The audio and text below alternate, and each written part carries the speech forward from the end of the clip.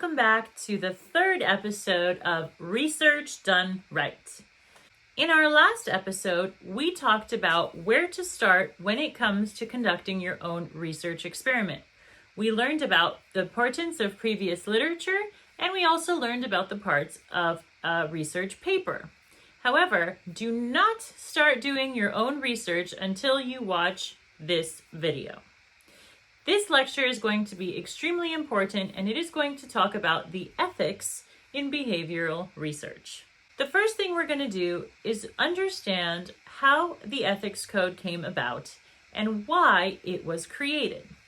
Once we learn about that, we'll look at the modern day APA ethics code and learn about its 5 key components. Next, we'll talk a little bit more in detail about preserving the safety of our participants who participate in research experiments, including things like the risks and benefits that they may experience, the importance of informed consent as well as debriefing, how the Institutional Review Board came about and what they're responsible for doing, and last but not least, we're going to talk about misrepresentation of data, including fraud and plagiarism. So this isn't going to be a happy lecture, but it is very, very important, and it's important to understand why certain rules are in place for when we conduct our research. Let's get started by talking about the history of the ethics code. Now, if you are a student in psychology, whether it's clinical psychology, general psychology, social psychology, any of the psychologies, you probably are familiar with Stanley Milgram's experiment from 1960s. If you are not familiar with his experiment, I definitely recommend you look it up, and we will talk about it at a high level. So Stanley Milgram had Jewish heritage, right? He was born in a Jewish family, and he was very, very much affected by the happenings of the Holocaust, and he really couldn't understand how people could just obey such a tyrant such as Adolf Hitler. And so he conducted experiments on obedience to authority. In Milgram's experiment, he recruited men from Yale University to participate for a stipend. A stipend is a small payment. He told these participants that they were participating in a scientific study on memory and learning. In fact, what had happened is he invited participants in which one person was a teacher and one person was a learner. So the learner, the student, was always a Confederate. A Confederate is somebody who is part of the experiment. He's like an actor, but the actual participant doesn't know this. So in other words, they are deceiving the participants by making them think that everyone present there has an equal chance of getting chosen to be a teacher or a learner. But in fact, Milgram always made the participant the teacher and the Confederate the learner. And so what happened was the learner would go into a room and the teacher would sit into another room and ask a series of questions to the learner. So again, teacher is the participant, the person on the other end is a Confederate. He is an actor. So the teacher is told to ask the learner a variety of questions, and the learner, given that he's an actor, is purposely giving incorrect responses. As a punishment for the incorrect responses, Milgram tells the teacher, the participant, to administer electric shocks to the person in the other room. And the voltage constantly increased based on what the researcher or the authority figure in the room was telling the participant to do. So the moral of the story is that approximately 65% of participants continued to deliver shocks up to 450 volts to the learner. And the learner, the actor, right, in the other room, would be screaming in pain, would be begging to be let out of the room. And so some of the participants who acted as teachers, they became emotionally traumatized by these events. And so that had a very negative effect on them, even longitudinally. So essentially, even though somebody in the room, this authority figure, whoever was leading the experiment, was telling the teachers to continue administering the shocks, 65% of them continued to do so and regardless of the fact that the person on the other end was screaming and suffering. And so Milgram tried to link this back to the happenings of the Holocaust in terms of how many people had actually followed and obeyed Hitler's authority and done everything that he had asked them to do. And so that was kind of the basis of Milgram's experiment. However, it ended up having negative side effects on the participants. But that's not the worst of it. It actually gets worse. So again, another social psychologist named Zimbardo, Dr. Phillip Zimbardo, he also conducted experiments, but this time it was on conformity and conforming to social roles. In Zimbardo's case, he recruited men from Stanford University to participate, and the participants were randomly assigned to prisoner or guard groups. So Zimbardo was interested in recreating a prison cell in his laboratory on the campus of the school. And so naturally in a prison, you have prisoners, but you also have guards that are there to make sure that everything is going smoothly. At the time, in the 70s, the guards were seen in a negative light, right? They were considered pigs, similarly to a lot of the jargon that people use to describe, police officers, etc. So any sort of figure in this position was viewed in a negative light. So people self-selected. They were happy to be, assigned to the prisoner group instead of the guard group. Nevertheless, these two groups randomly assigned participants to one or the other. Now, the prisoners were treated just like prisoners in a jail. So all of their personal possessions were removed. They were given prison clothes and bedding, and they were not referred to by their names, but only by their number. As for the guards were also dressed in like a khaki uniform. They wore sunglasses so that it was impossible for the prisoners to make any type of eye contact with them. They had a club, just like the police officers would use, and they were instructed to do whatever they thought was necessary to maintain law and order in the prison. However, no physical violence was permitted, but forcing them to do hundreds upon hundreds of push-ups, being yelled at, verbally abused, so on and insulted, so on and so forth, the guards had the power to do all of these things. So what was starting to happen was the prisoners were starting to suffer, and they developed what Zimbardo coined as acute emotional disturbance from the way that these guards were treating them. And what was more incredible is that the prisoners and the guards started adapting to these roles to which they were assigned, to the point that even when participants were asked to leave the experiment, they chose not to, and they felt like they would be guilty, and they felt like they maintained some sort of responsibility to the rest of the members of their particular group. So the experiment was originally supposed to last 2 weeks. What happened was Zimbardo ended up stopping the experiment after 6 days due to the emotional breakdowns of prisoners and the excessive aggression of the guards. So again, Zimbardo just gave these instructions. He told the guards, do what you need to do, and the prisoners had to behave as prisoners.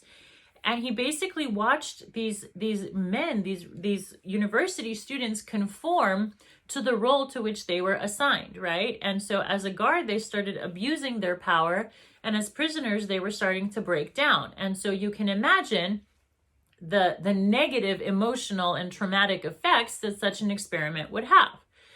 So today, luckily, we have the APA ethics code in place so that we can protect the people who participate in our research experiments. So this APA ethics code applies to psychologists in the roles of teachers, researchers, and practitioners. So it applies absolutely to everybody, whether you're a teacher of psychology or you're a practicing clinician. All of us must obey these rules of the ethics code. And so, as I mentioned earlier, there are 5 general ethical principles. The first one is beneficence and non-maleficence. The second one is fidelity and responsibility. The third one is integrity. The fourth one is justice. And the last one is respect for rights and responsibilities. So we're going to go in depth into each of these principles, but it's also important to understand that because everything around us is constantly changing, because new experiments are constantly thought up, and because there is so much change that happens socially in our world around us, the ethics code is constantly updated and amended in order to continue to protect our participants. So the first one, beneficence and non-maleficence. The idea here is that the need for research to maximize benefits and minimize possible harm effects of participation. So basically what this means is ultimately we conduct research, especially when it comes to human behavior. We're conducting this research because we want to learn something, because we want to better something or someone in our field. So there should always be a clear benefit, like the so what, the who cares, who is this going to help, whenever we conduct a particular research study. And the non-maleficence part is that we need to make sure that we protect those people who are participating in our study. So we want to make sure that we benefit everyone who is involved, but that we're also safeguarding the rights of those with whom we are interacting. And this even includes animal subjects. The second principle, fidelity and responsibility, says that researchers are responsible for establishing a relationship of trust. It's really important for us to create a good rapport, a good relationship with those with whom we are working. So this could be our colleagues, this could be people involved in the experiment with us, and of course, the participants, right? We want to make sure that we treat everybody with respect and that we can gain our trust from everyone who is involved.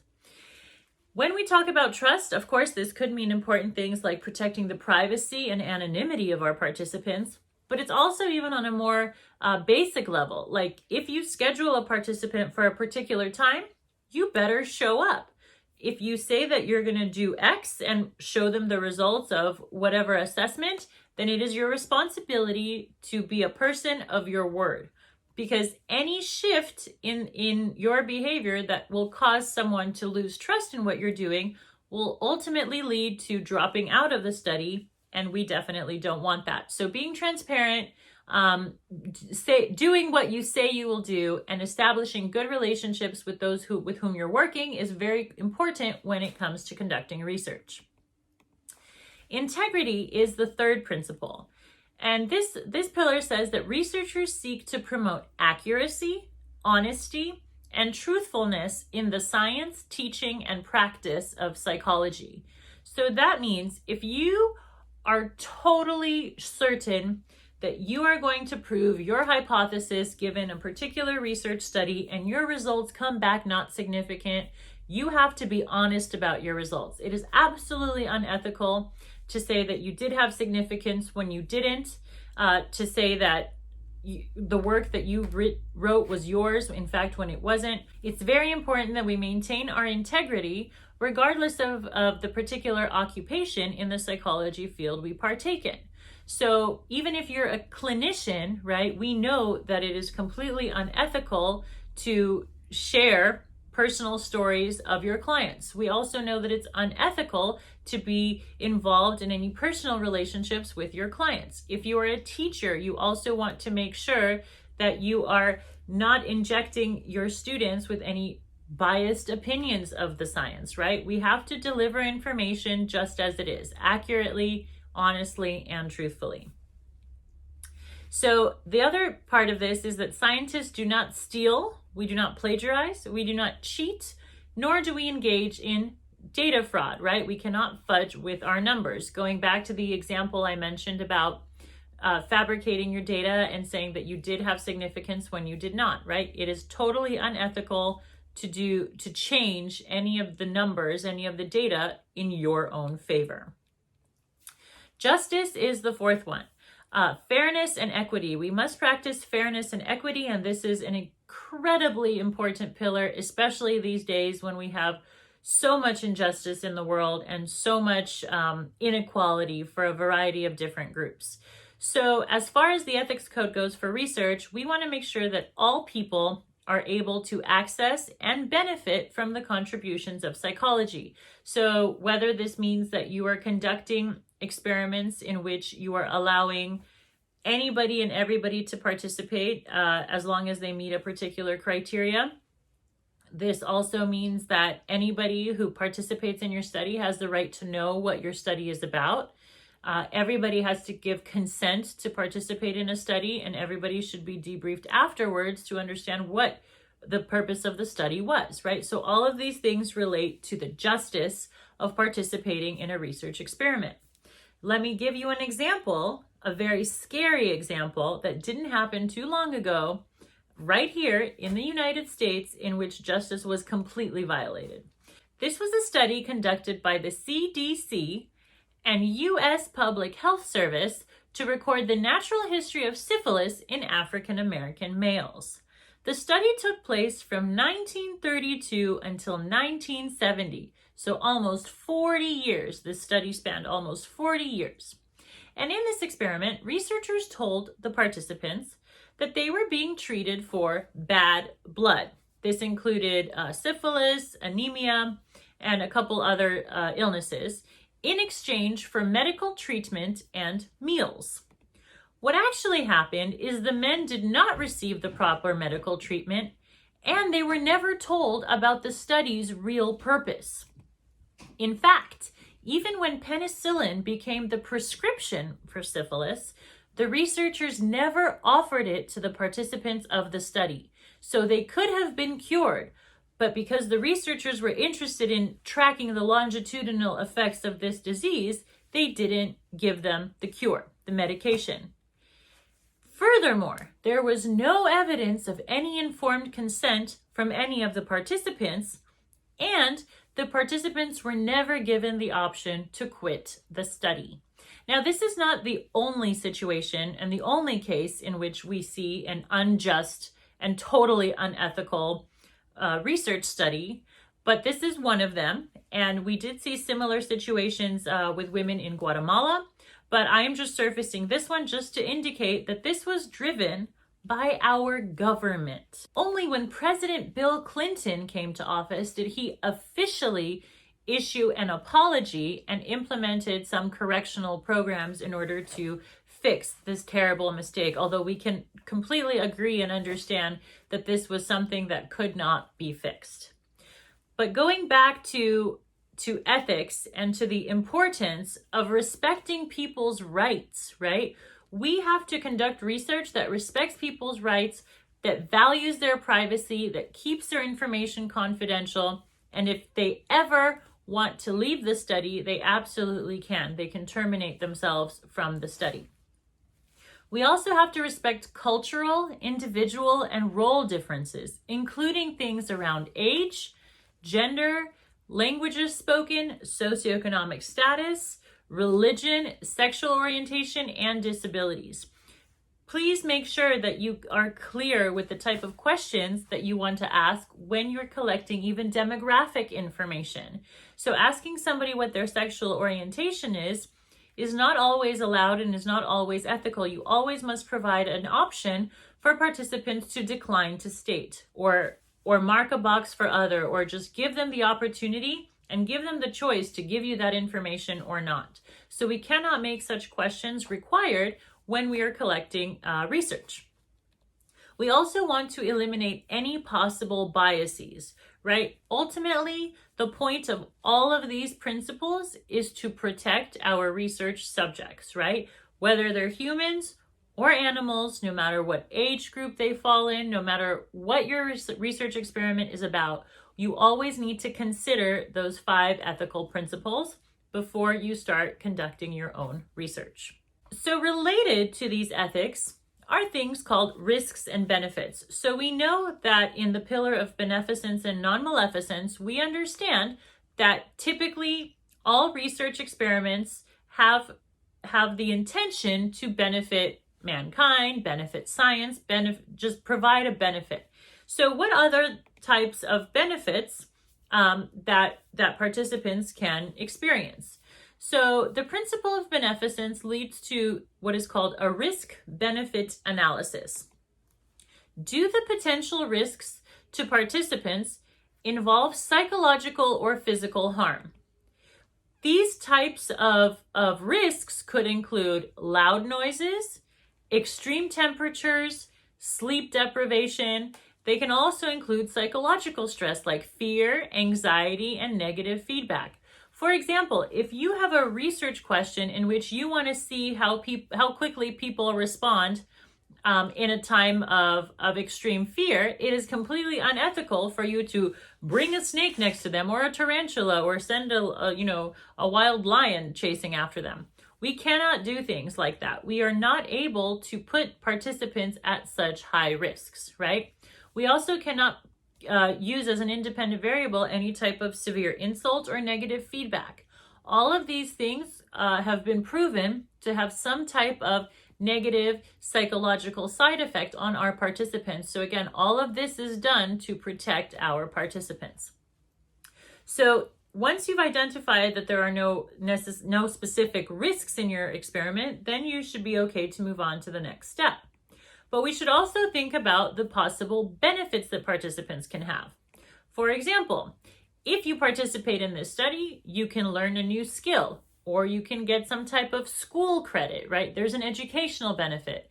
Similarly to what they told the participants in the Tuskegee experiment, you will get treatment for your medical problem, right? So there always has to be some type of incentive to benefit participants. And of course, can you just pay them? Absolutely. You can give them a gift card.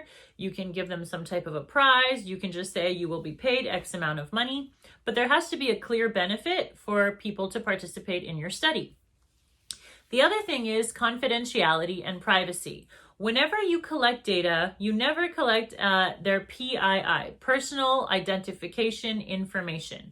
So you don't need their name and their last name and their date of birth, anything that by which they can be identified. Whenever participants sign up for your study, they become a number. So you just assign a number to each participant, and you do not record any information in which they could be identified later. If you are using any type of videotaping or recording equipment, again, you must inform the participants of this. You should also be very clear on how you're going to use the footage, and you should be very clear and establish for yourself a time period for how long you're going to keep the footage and then how you're going to dispose of it. And all of these things need to be thought out and written down on paper and communicated to the participants. The other situation is that you want to make sure that you collect information only that is relevant to your study. So if the date of birth and their email address has absolutely nothing to do with your study and you don't need it, don't collect personal information like that. We want the participants to believe that all of their information is going to be kept private because, again, going back to fidelity and maintaining trust, this is very, very key. So even one of the benefits is making the participants feel comfortable that their information will be private and confidential.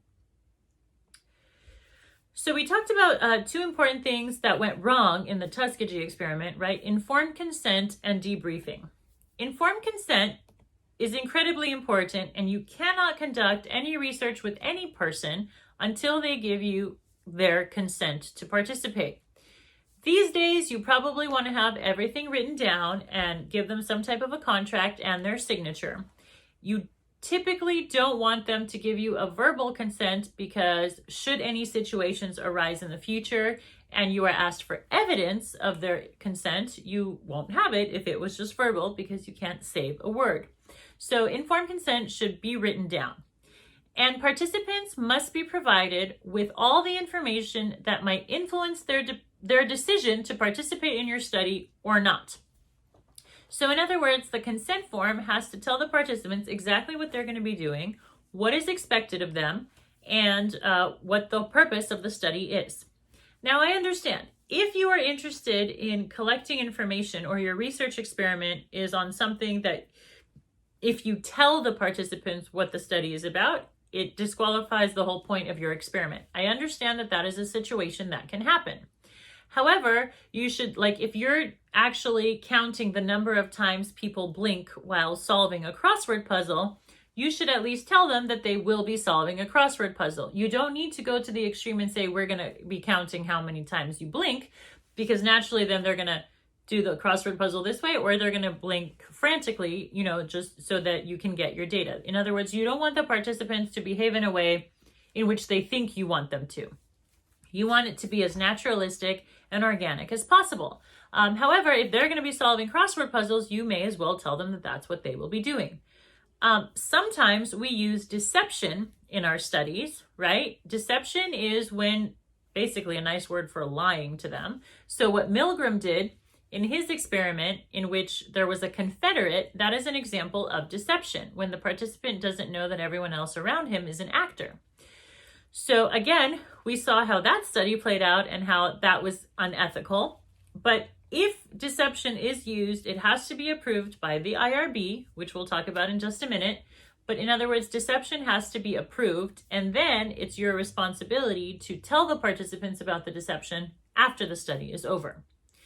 The informed consent form also should inform participants of the purpose of the study, the risks and benefits of their participation.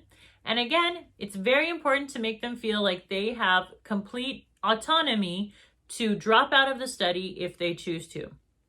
And as the researcher, because you're maintaining your integrity and your fidelity, if you said that you are going to pay participants X amount of money and they show up only for half of your study and then they leave, guess what? Unfortunately, you still have to pay them. So you keep your word even if they don't. So participants must give their consent, whether they agree to participate or they refuse to participate in the research. And typically this type of consent is given on a consent form. And you want to make sure that you give this to your participants before you start your study. Again, the goal here is to preserve their autonomy. They should feel like they're in complete control and they have every right to leave if they need to or participate if they want to. Like, we as researchers cannot force them to do anything. All right, so debriefing is kind of like the consent form that happens at the end of the study.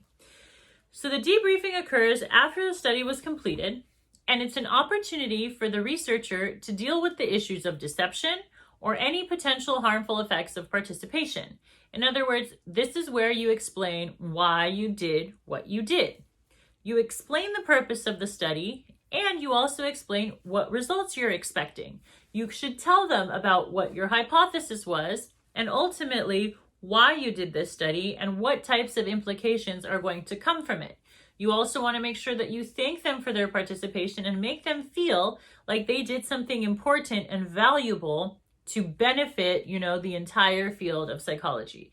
Everyone wants to feel important and valued, and so in the debriefing, you definitely can further establish this rapport so that maybe then they can refer someone to your experiment, or you can contact them again later in the future. And you want to make sure that in this debriefing stage, you are as honest as possible and you explain anything and everything that happened in the experiment. So, yes, we have an ethics code. Yes, we know that there are studies that have been unethical. So how do we prevent those types of studies from happening if, there are just people that try to bend the rules? Well, the Institutional Review Board came about, and we call this IRB for short.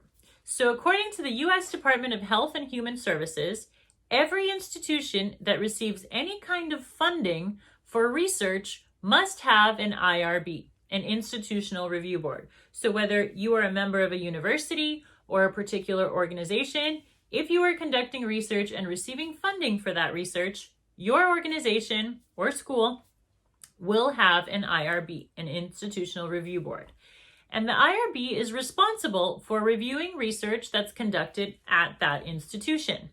So in other words, if you're conducting research on behalf of a particular university or as a member of a university you are affiliated with, the IRB has to clear your particular research experiment.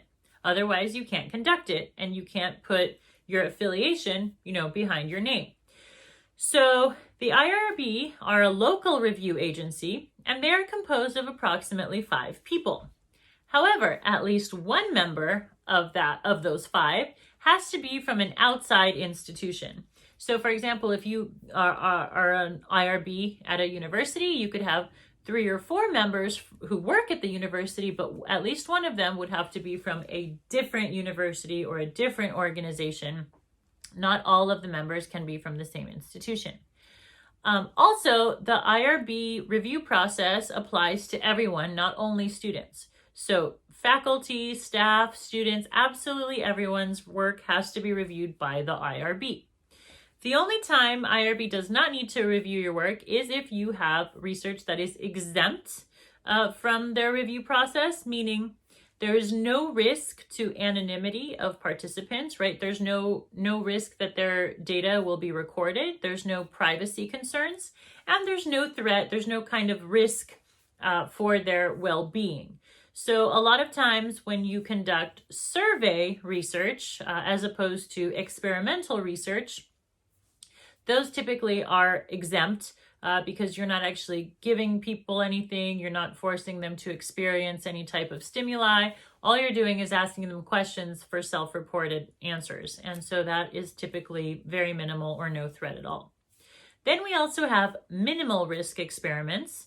And minimal risk experiments also are related to this almost exempt research in which the risk of participants will not exceed those of their daily routine tasks. So for example, when we leave our house to go to school, to go to work, to go wherever, whenever you leave your house, even when you're walking around your house, right, things can happen. Something can fall on you, you can fall, you can get lost, you can cut yourself, you can bump your head and fall, right? There's a variety of different things that could happen, but minimal risk refers to the fact that whether this person participates in your study or not, the amount of risk applied to their life and their well-being will not increase. So IRB will approve studies that are either exempt from review or that have minimal risk. Anything that involves any type of deception or in which you're administering something to participants or asking them to feel a certain way, even if there's like certain images, IRB needs to approve those as well. So better to be safe than sorry. If you're ever in doubt that your research experiment is susceptible for IRB review or not, it's better to submit it.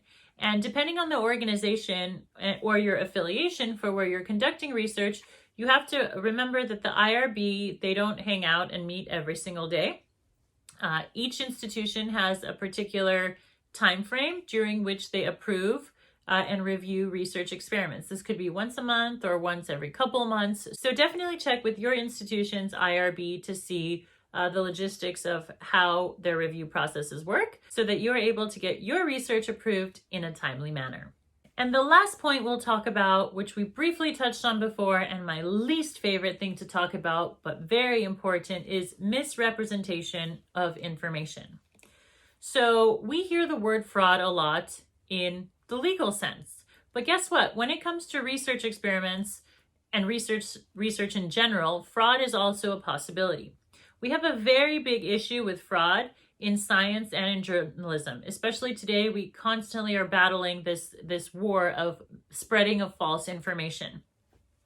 The whole point of science and publishing research is that we want to write reports and share them with the world, and everybody should assume and feel safe that these reports are true and accurate descriptions of actual events, right? We shouldn't, it's absolutely unethical to make up information, to make up studies, to make up data, right? Fabrication of data is equivalent to fraud. Another way that we see fraud in research is false journals. So let's say you're a researcher or scientist, you've just published something very interesting and you're itching, to get it published and let it be known. And let's say you apply to a few journals. Applying to journals, of course, costs money. You're waiting for them to respond back to you. And suddenly someone sends you an email and says, hello, so-and-so, we are a new journal. Here's our website, check it out. For a fee of X amount of dollars, you can get your work published, and there's not even a review process. We'll take your word for it and publish your work. Would you be excited? Probably. Is it a scam? Most likely. So these fake journals, right? There's a lot of scam journals in which they are just collecting money from people, but the actual journal doesn't exist and you will never see it published. And again, you definitely don't want to publish your work without it being peer reviewed, because then, of course, that affects your credibility as a researcher. And last but not least, plagiarism.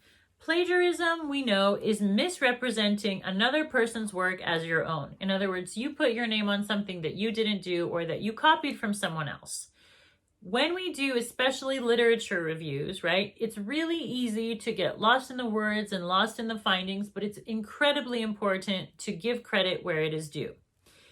Even though you paraphrase something, doesn't mean you should not cite it. In fact, we totally encourage paraphrasing. We discourage direct quotes, right? You don't want to use verbatim quotes throughout your entire literature review, right? We definitely encourage you to paraphrase, but if you paraphrase and you don't cite, that's called paraphrasing plagiarism. So again, this is another one of those situations where it's better to be safe than sorry. You should definitely oversight, but never not cite enough. And sometimes it's very sad to see that researchers believe, or don't believe, in fact, that they plagiarize because they didn't understand the logistics of how plagiarism works. So I'm telling you now, and I don't want that person to be you. Anytime you mention something that came from another reference, someone else said it, you read it somewhere else, does not matter. You have to make sure that you cite it. And the way that citation works for verbatim quotes and for paraphrasing are a little bit different. And you can definitely visit your APA manual in the citation section to understand what those differences are. However, even though there are differences, you still must cite in both situations. So whether you paraphrase or you're using a verbatim quote, you must include the reference from which it came. So that brings us to the conclusion of our ethics discussion. Now that I've told you about the do's and don'ts for conducting your own research, I trust that you will make the most ethical choices, you will recruit participants and keep them safe, and you will maintain your integrity as a member of the world of psychology. I'll see you next time on Research Done Right.